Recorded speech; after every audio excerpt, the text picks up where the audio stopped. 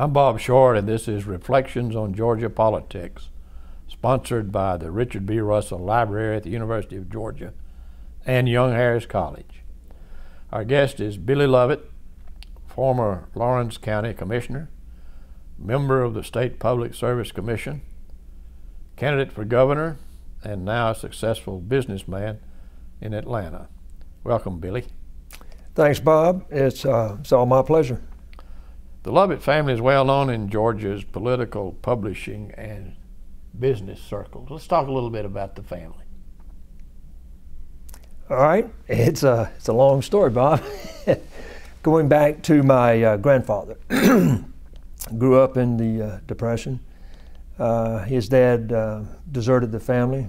They had 11 kids. He was a hard-working man. He had to support the family. Had to drop out of school about the 8th grade, support his mom, and they opened their house into a boarding house. Worked in a lumber yard. So all he knew was hard work. But he loved his state. He loved his country. He wanted to, once he became a young man and got into business, he knew hard work.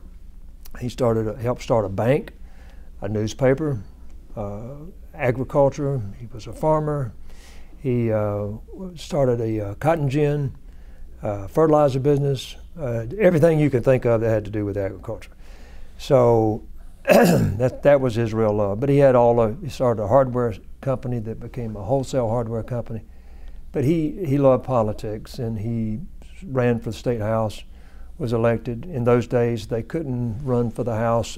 They'd run for the House and then run for the Senate. Run for the House, run for the Senate. So he would serve about 26 years in the State House and Senate. So as a young man, he would take me along with him. I handed out literature, I shook hands.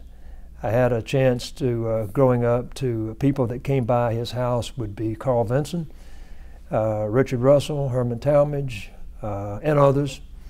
So it was quite an experience meeting people that I considered icons later, and certainly very famous Georgians, and having a chance to get out and campaign for him. My dad never liked politics, although he served on the city council one term. But one person in politics is probably enough. But so later, when I left Georgia State and came back to my hometown of Dublin, I did have a motivation because of the Chamber of Commerce. I was on the board of the Chamber, and they wanted our county and our city to move forward, economic development, industrial base, so we had to improve the airport, we had to improve industrial sites, and it was very little cooperation with the county. So they asked me to find somebody. I had a committee. I was appointed to find somebody to run for the county commission. I couldn't find anybody, so they made me do it. That's the way that happened. So I was elected, and then I was named by my fellow commissioners as chairman. So I served 2 terms as chairman. We instituted, we never had voting machines before. We did that. We improved the airport. We improved a lot of industrial infrastructure. Along the way, Bob, counties in that time, and they may still do it today, have an emergency fund. So if there's a family in need that can't get help from anybody else, they can go make an appeal to the county commissioners. And we had such a fund. We had a family in the dead of winter. It was an African-American family of 4, as I remember it, and their electricity was turned off. So they had no heat, they were freezing, they had no way to get it back on. So I took upon the task to meet with the powers that be, Georgia Power at the time.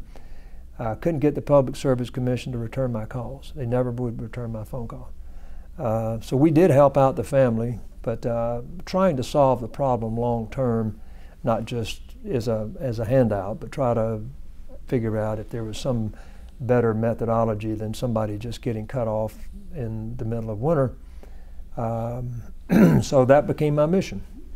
I had to study and research the Public Service Commission, and found through months and months and months of research and meetings, I was involved in Leadership Georgia at the time, and so I had a chance to inquire a lot, and found out that basically the commission was pretty much, as we would call it, a good old boy network, and they were really not much consumer focused. And when I say consumer, we have the ratepayers are obviously individuals, but they're businesses and they're industries, and we want all three to be able to afford as much as possible. So it's affordability.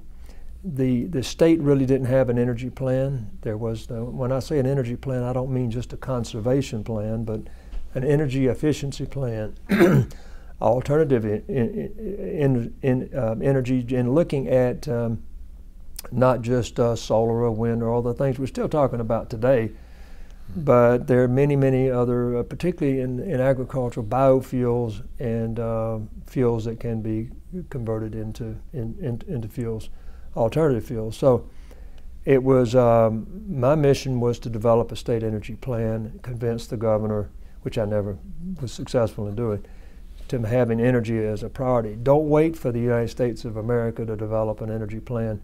Let's do our own. Let's do our own. Some states have done that, did that, and they're much better off. So while we use the traditional resources, the energy resources, we look and see how we can develop additional resources. We help Georgia's agriculture, we help the consumer, we help the industry, we help the business person. So that was my plan. And the commission just wasn't, the Public Service Commission at that time wasn't into that. It was just pretty much, as I would have called it, it was a rubber stamp.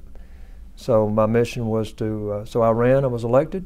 There were about 11 people in the race, as I remember. I ran against the incumbent, Mr. Wiggins.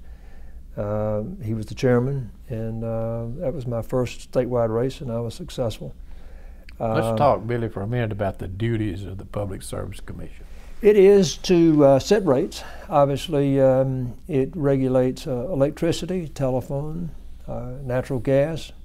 Some of that's been deregulated. When I was there, we transportation. We deregulated transportation. So that meant if you had a trucking company, you had to come before the commission. We'd approve your rates, we'd approve your routes, and all of the above. And we also did enforcement. We had a police force that we enforced trucking regulations. We regulated railroads. So we deregulated all the transportation. We deregulated telephone when I was there. Later, they deregulated natural gas. So those are the responsibilities of the Public Service Commission, and is to make sure it's a check and balance. The utility structure that we have in most states is pretty much a monopoly. There's some elements of competition, so I don't guess you could call it a pure monopoly, but someone that large in the Georgia Power, and at that time Savannah Electric, and then the municipal electric authorities, the city systems, and the MEAGs, the Municipal Electric Authority of Georgia, the other EMCs, they're all regulated under different circumstances. But Georgia Power Electric, these are ratepayer, shareholder-owned utilities. So it's a check and balances to make sure that no one is being overcharged, that allow them to make a reasonable rate of return. That's perfectly normal, that's perfectly okay, but not to gouge the ratepayer in any shape, form, fashion. How do you go about setting rates? You look, they apply. They apply for a rate increase, or in some cases a rate decrease, although I never saw a rate decrease. But it's justified, they would say, on operating expenses, prices of coal, prices of other fuels, gas, infrastructure. If they have to build a new plant, new coal plant or a nuclear plant, all that goes into the rate base. They apply, and they want a return on that investment for their shareholders, bondholders. And so we analyze that. We look at what we think is fair, and we come up with they ask for $200 million, and generally the way the structure is, and this is the political part of it, they ask for twice what they want. The commission cuts them in half, and so that's the way it traditionally was done, but we tried to make it more scientific. The problem you have in state government, and is that you have the best and the brightest on the utility side, on the accounting side, on the economic side. The state doesn't have enough firepower, if you will, to match that. So, I mean, we hire consultants, we have attorneys, but it's very difficult for us for the state to really match them in terms of regulatory authority. But so we're outmatched, but we do the best we can. Let's talk about nuclear power. There's been some controversy over prepaying the utility for nuclear plants. Is that a good idea? Yeah, which side of the argument that you're on? We never did that. We wouldn't prepay. I mean, you can argue that might be a cheaper way to do it. That's debatable on both sides, Bob. I really don't have a good answer for you on that. But the nuclear plants, and again, I think all the energy resources ought to be considered.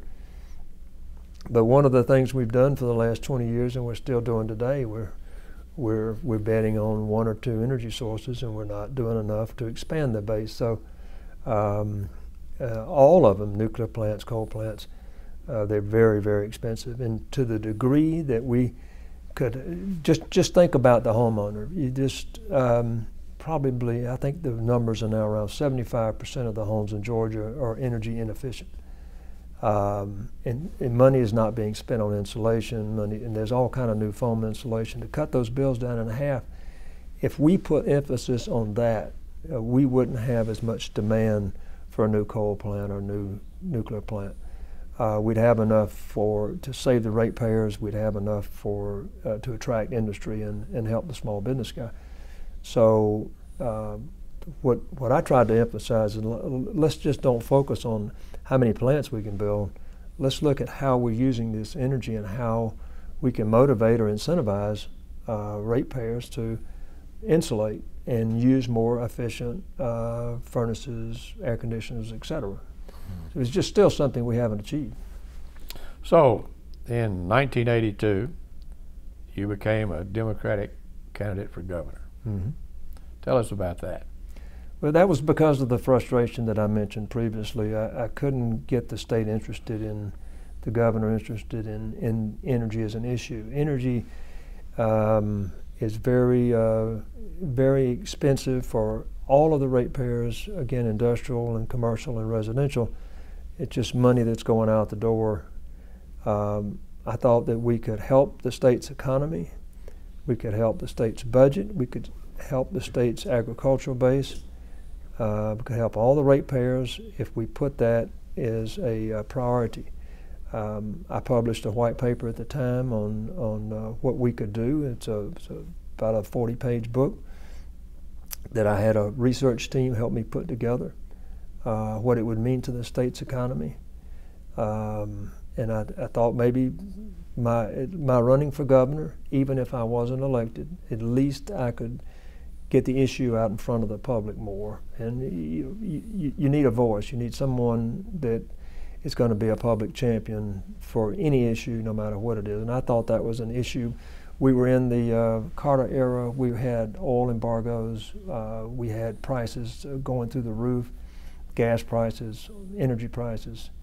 The public was very concerned. They had been since 79, 80 when I was elected. And I thought that campaign would give us the opportunity. I did not fare well. I didn't win, obviously, the campaign, but that's okay. That was fine. At least I got the issue out. 12 people in the race. How do you go about running against 12 people? I guess the strategy is to get one more vote than the third place finisher. Yeah. I didn't come in last. That was my strategy.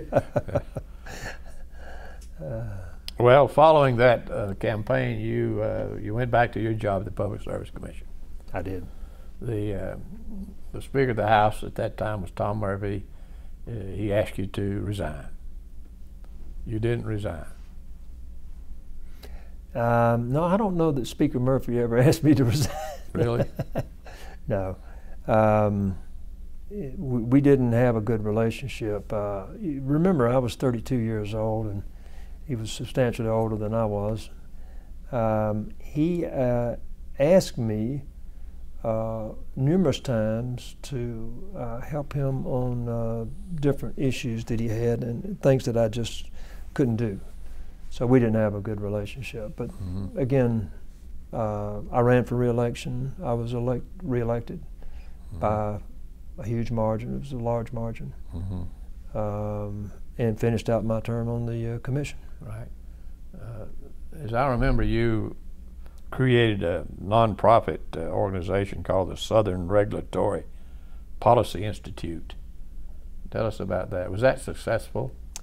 Mildly so. The challenge was, again, trying to put together everyone that had an interest in energy and in regulation. I was active in the National Regulatory Association. I went to several universities, the National Judicial College, and thought I had a pretty firm grip on what other states were doing and what we could do. But I wanted to really bring all the parties together, but the parties are so disparate that we never could get to common ground between the utility companies and all of the ratepayer base. So we launched it. We published several publications, but we made a lot of talks and interest. But what happened is when energy prices go back down, the public loses interest, and the politicians lose interest because it's not an immediate problem that needs to be solved.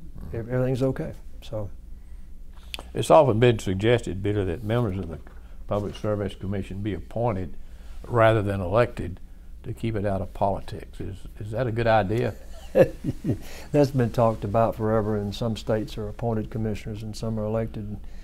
And you know, you can say that for judges, you could say it for state house and senate members, you could say it for just about any office.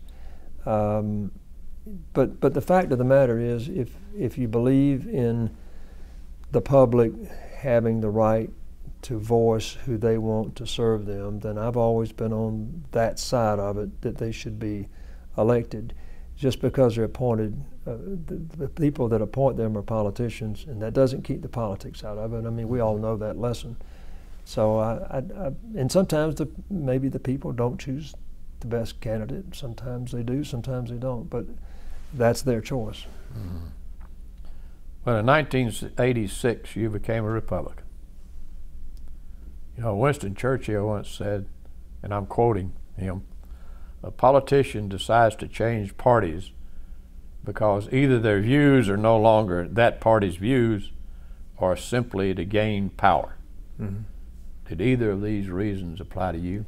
Well, maybe the first one, but certainly not to gain power, because the Republican Party was not the party in power. It was very much the party out of power.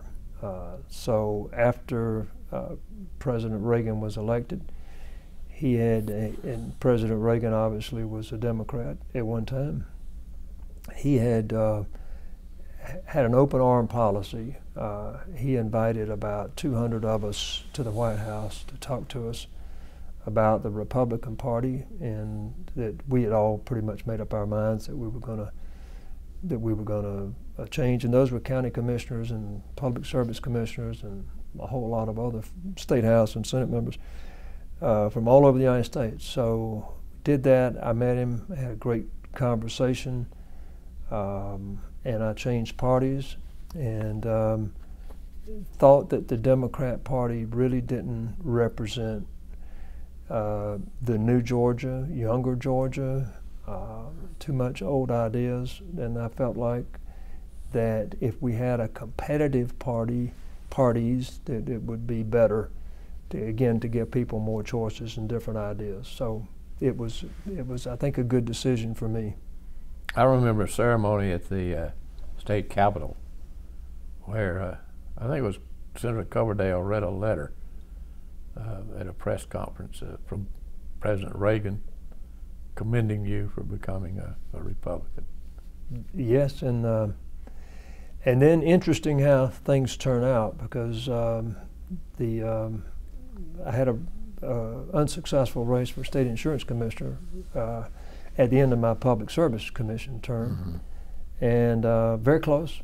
I think it was 1 or 2, 3 percentage points. So I had been approached about being chairman of the Republican Party. And so I was elected chairman of the Republican Party, and then went about the mission of building the party. And and I don't take the credit for it at all, but it was a lot of hard work for a lot of people. We had to recruit candidates, we had to raise money, and build an infrastructure. And there was a lot of hard work that went into that. Well, were you aware at the time that the Republican Party was about to begin a real surge in Georgia politics you were elected chair in 1993, was it? It was around 1991. 91. There was indications, because you had people like Newt Gingrich, who's an idea guy. He's plenty of ideas. He had John Linder and some others, but it was only a few, and not much, no activity, hardly at all. No state constitutional offices at all. Very small minority in the House and Senate. So you had some up-and-coming congressmen that had been elected, but only a few. So it wasn't any indicator that at all. You could say if you looked over the United States, you could see some movement because of President Reagan and other factors, but not in the state.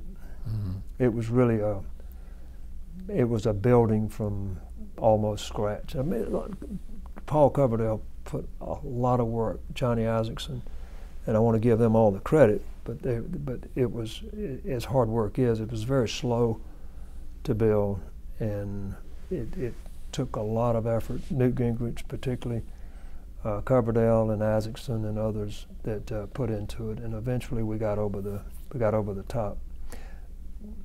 Well, that Gingrich became Speaker of the House of Representatives in Congress during that period. Guy Milner ran a tremendous race for governor. He lost to Zell Miller, a very close race, carried a lot of counties. The Republicans won control of the Public Service Commission. Mike Bowers, as you recall, who switched parties, was elected as Attorney General as a Republican. John Oxendine was elected Public Insurance Commissioner.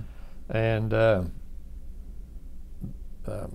Linda Shrinko was elected State School Superintendent. So obviously your chairmanship had a lot to do with that.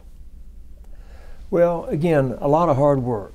I had to recruit the candidates, and most all of those, I didn't recruit all of those, but I recruited a lot of them. I had to raise money for them, I had to help manage their campaigns, and build the party, and at the same time, all the way down the line, is to help other people, Republican-based people, convince other people to change parties or run state house, Senate races, local races. So a lot of work that went into it. So yeah, I put a lot of hard work into it, but I can't take the credit. The credit goes to the people that put the infrastructure and all of those workers that believed at the time the ascendancy of the party was at hand and that we needed a different direction. And so we did elect also, Bob, we elected a majority of congressmen that same year. G8, they called them. Had 8 Republican congressmen. Historic. It was, very historic. I want to ask you this. After you decided to become a Republican, after being a Democrat, how were you accepted by the old line Republicans in Georgia? Very well, very well. Using President Reagan as a model, that was a concern at first, and it's a concern with anybody that changes parties, how you're going to be accepted. But the party was small, They were looking for new leadership. I'd been endorsed by Paul Coverdale, by President Reagan, and others, and so there was no hard feelings. And again, in every talk that I made, I would say back to Churchill that my feelings is the party left me. They did not represent a new, emerging, growing Georgia, managing our business and economy the way that we needed to be managing it. And so we needed an alternative for the voter, and that's what has happened, and that's the genesis of it.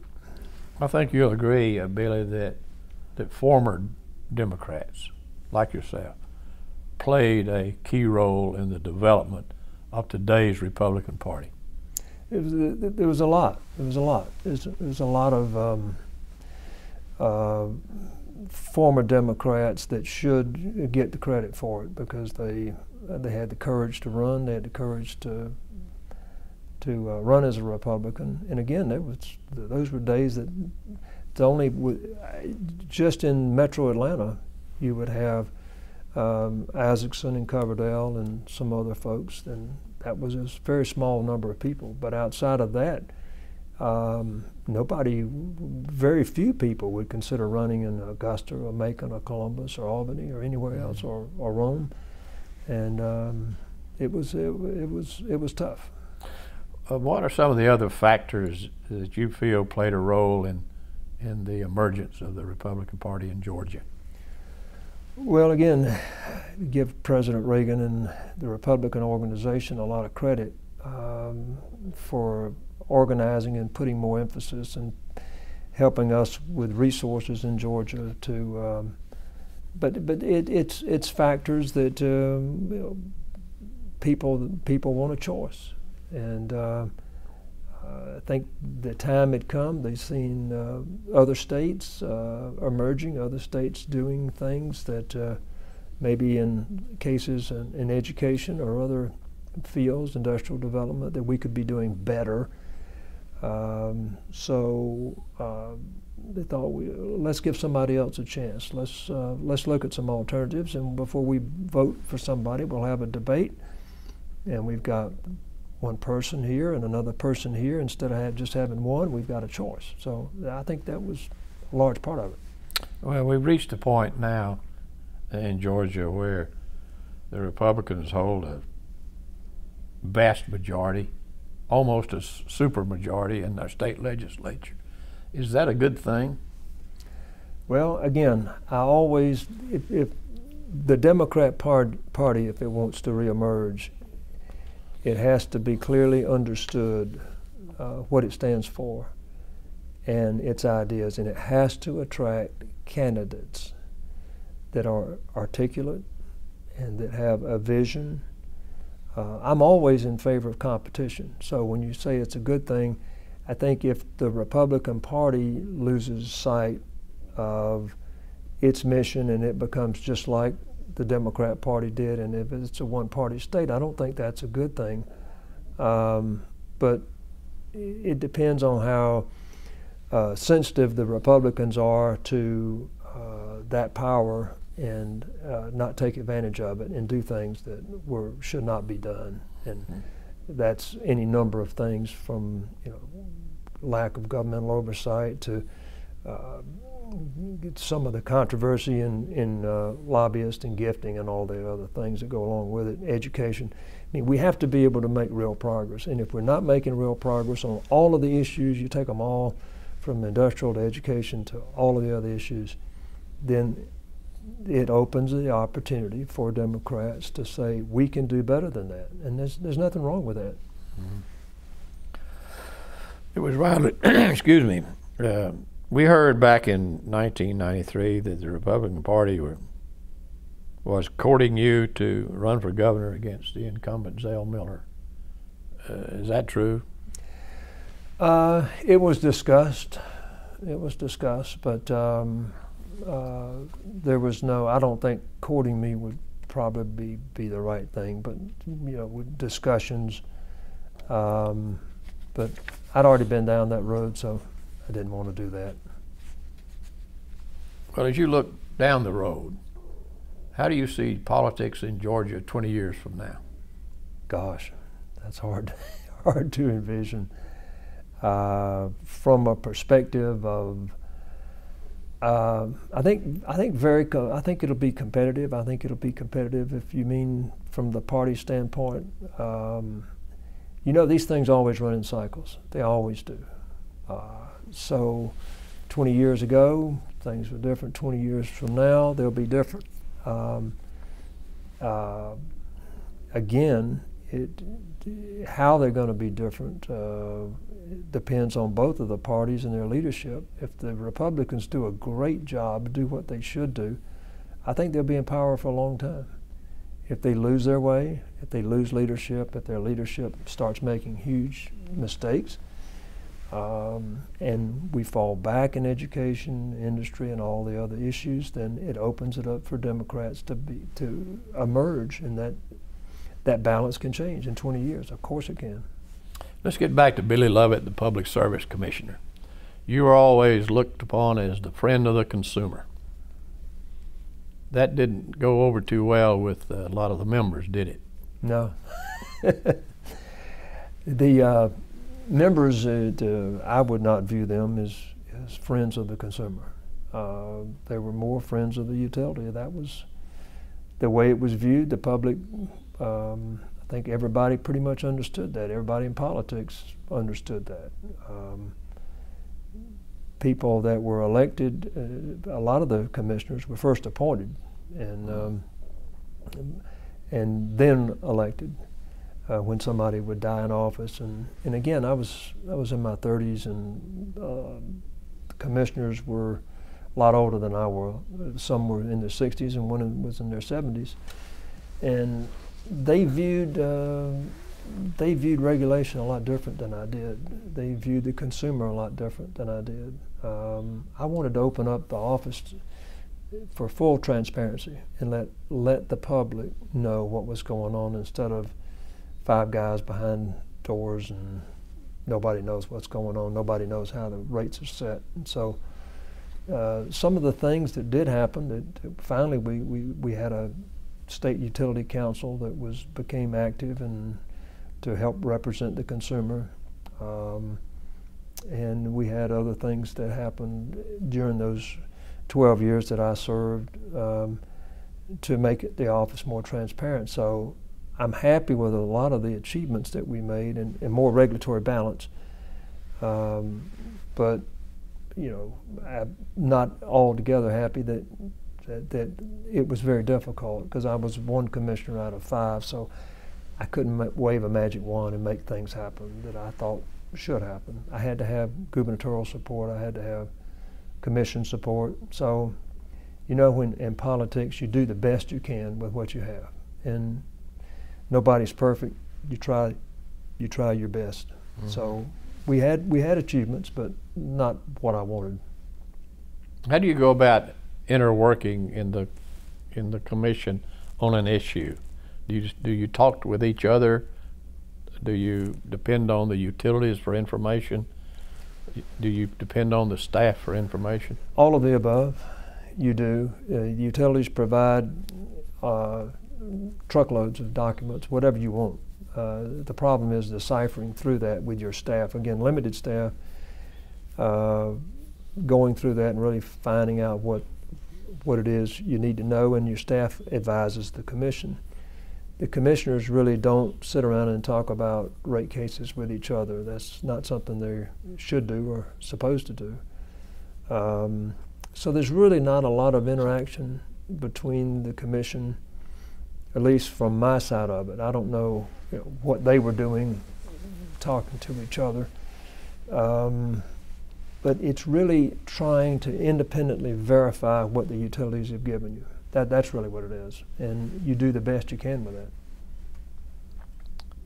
Let's talk about Billy Lovett after politics. What's going on? Well, was able to cobble together several businesses. I was in the healthcare business, senior living business, sold that company. I look at myself as an entrepreneur. I really wanted, when you're in politics, if you're doing it the right way, you don't make any money. It's not a big paying job, and you're not building a business. So I had spent 12, 14, 16 years in the political arena. Really didn't have a financial base, so I had to use my entrepreneurial skills, if you will, to start building businesses. So I started out helping businesses, advising them on structuring debt. So if they wanted to restructure their debt or they wanted to raise equity, then I would help them do that. Along the way, I'd find businesses that I could buy. Somebody wanted to sell, and I put a group together to buy that. So senior living, healthcare, banks, and real estate. Those are all of my interest in today. It's primarily real estate, but I've had a lot of good experience and a lot of interesting times. Do you still get involved in political races? No, I don't. I don't. Very much behind the scenes. From time to time, I'll go to a political event. I still have friends, Sam Owens, the Attorney General, and a number of others that I will go to an event, but that's all. But I'm involved, meaning I'll go to an event, and that's about as involved as I get. Do you miss it? No, I don't miss it at all. I don't miss it at all. Again, here's the thing, Bob. Here's the thing. Anybody should keep in mind, and I did this when I was chairman, when I was recruiting candidates. I said, you got to be aware of what you're getting into. Good people need to run for office, absolutely. If good people don't run for office, then you're going to be left with bad government.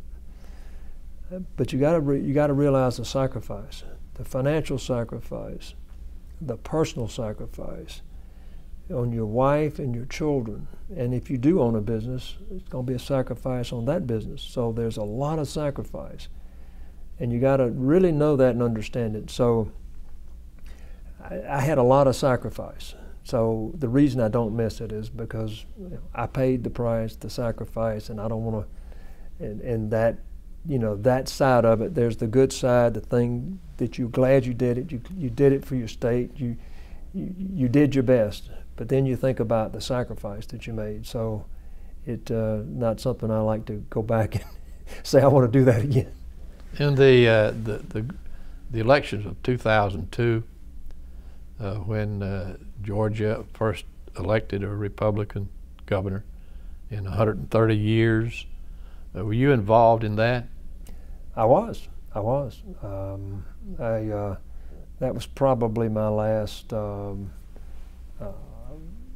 venture into getting deeply involved in politics. And I wasn't deeply involved in that, but I was involved. Sure. It was great. If you look back over your career, is there anything you might have done differently? Oh, hundreds of things. Hundreds of things. Would you still have stood up for the consumer? Absolutely. I mean, that's a bedrock. That's at the risk of criticism and. Yeah. Well, I mean, when you do that, in the utility structure in the state, and again, it's God bless them, and we need them, and we need good people running those utilities. But when you have a utility system, as we did back in that day, that gained its power and its rates through influence through the legislature or through the commission, it's just not right. It's not right. You have to have a check and balance. You can't, just because you have all the money and you can influence the media, you can influence the House and the Senate members, you can influence the Public Service Commission, and it's on a monopoly or near monopoly, you're giving somebody a lot of power that they can abuse. If they're good people, they don't abuse the power, then wonderful. But if they're not playing straight and they're abusing the power, then you've got a real problem on your hands. And what I guess I looked at myself as laying down on the sword, because the people that would attack me would be the media generally, and a lot of House members and Senate members and public service commissioners. So I wasn't a friend to. I wasn't a part of the good old boy system. The good old boy system. So, but I don't regret that at all. But that's the reason I ran. So. I mentioned Speaker Murphy earlier, and I probably did it in the wrong context, but I know that Speaker Murphy got through legislation that became known as the Lovett bill. That's what you're thinking about, yeah. That's right, yeah. Mm-hmm. Well, tell us about the Lovett bill. The Lovett law. Lovett law, yeah. Well, it was just that they didn't like the idea that I could run for office, that I ran for office as governor and still keep my public service commission. So they just decided that if I wanted to do that again, they would maybe they better figure out a way to stop me from doing that, and or anybody else for that matter. And that's okay. It's okay. It's again, it's one of those things you can argue both ways. You can. Should somebody resign to run, or should they resign their seat, or not? It's there's no perfect answer on that. Well, there's a possibility that a person would not seek higher office and remain in the same job for eternity.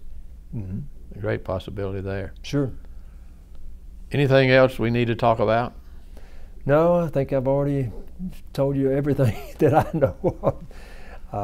And I appreciate the opportunity to share it. I would like to talk for a minute about Hershel Lovett. Mm-hmm. I knew Mr. Lovett. He was in the legislature forever. Tell us a little bit about him. He brought a baseball team to Dublin. He did. He's a great man. He was a great man. Funny thing about as a side issue about my dad is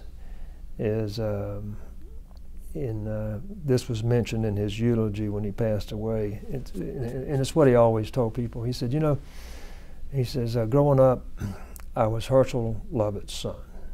And then later I became Billy Lovett's father. So,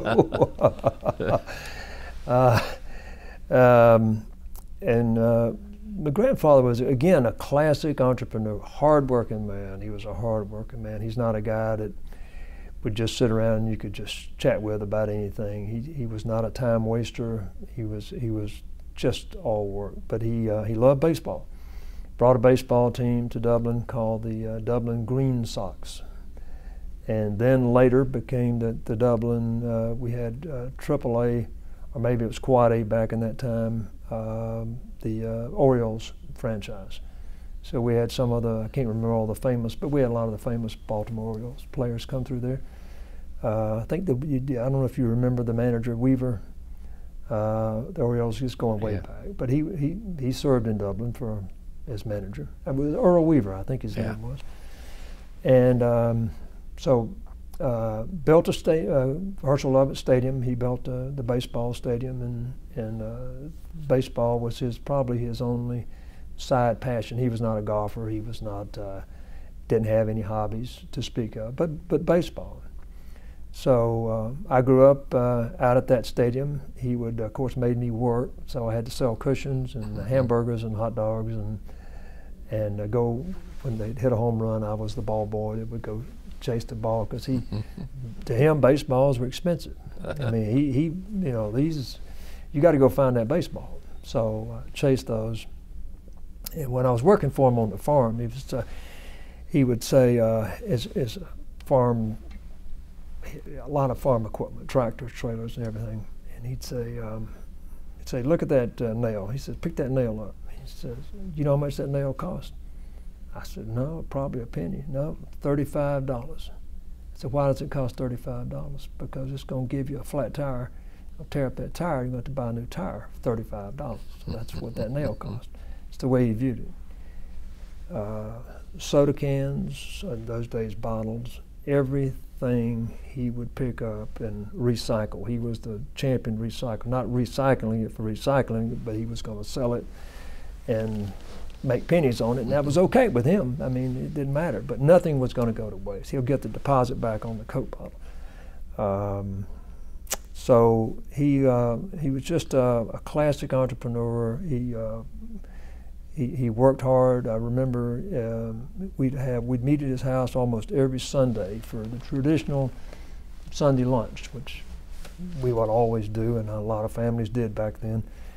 And but after Sunday lunch, he'd get in the car, go to the farm. Spend all afternoon. He's looking at. He would count the cows to make sure. And he had a farm manager, but he didn't leave anything up to other people. He was going to oversee it himself. And so that's why I think he was a very good member of the House and Senate.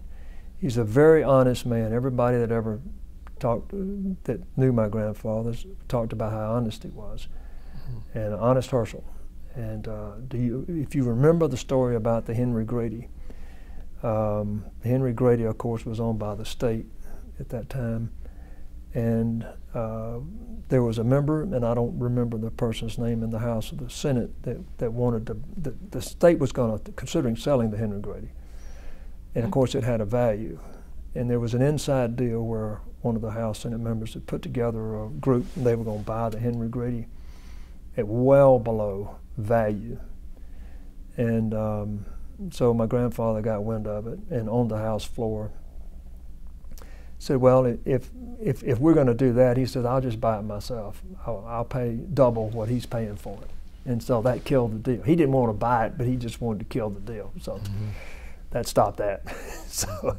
How long was he in the legislature? You know, I think I'm 26 years, I think it is. And he was the dean. He was the oldest member when he left. And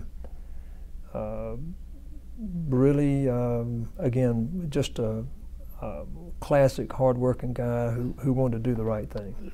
He had a lot of respect. You know, people really respected him. I remember him very well. And, you know, when you heard around the Capitol about needs and legislative problems, you always heard the name Hershel Lovett. Well, Billy, it's been nice talking with you. Thanks, Bob. I've enjoyed it as well. Good. I want to thank you on behalf of the Richard Russell Library and Young Harris College for being our guest. Sure, absolutely.